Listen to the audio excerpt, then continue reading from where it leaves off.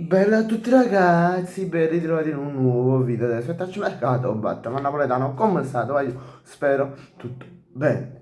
Allora, oggi in questo video andremo a fare la storia dell'Arsenal, da quando è stato fondato a quando è stato fino ad oggi, diciamo. Allora, partiamo subito con l'anno di fondazione, che è stato nel 1886, quasi a fine 800, e è stata una delle prime squadre a essere, inglesi a essere create. Se non sbaglio la prima fu il Manchester City, adesso non mi ricordo, che era tipo sempre in quegli anni là, 84-85.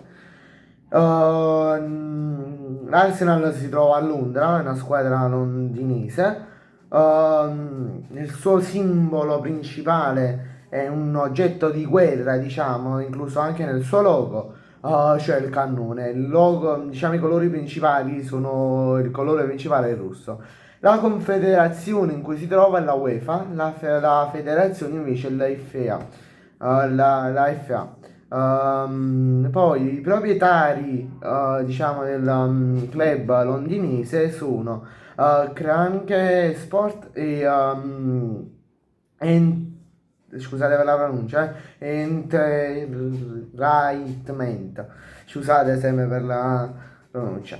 Poi l'allenatore al momento, momentaneo, tra virgolette, del club londinese, è Michael Arteta. Lo stadio invece, nome dello stadio in cui tutt'oggi l'Arsenal gioca, l'Emirates Stadium. Allora, diciamo che in Inghilterra l'Arsenal ha sempre avuto dei momenti, la maggior parte no, per la maggior parte no, è sempre, diciamo, è sempre riuscita a militare molto in alto, tra virgolette, in ogni lega in cui partecipava inglese, in ogni lega inglese in cui partecipava, come per esempio ehm, come si dice, la Serie B inglese, è sempre arrivata tra le prime due o tre posizioni. La stessa cosa è accaduta in questi anni nella Premier League.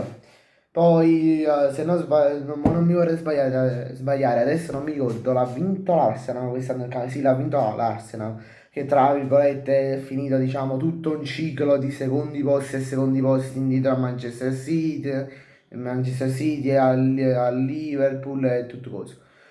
Vabbè, poi negli anni, diciamo, ha vinto diversi, non è che ha vinto proprio tanti trofei, però quelli che ha vinto li ha vinti sempre di fila. Perché?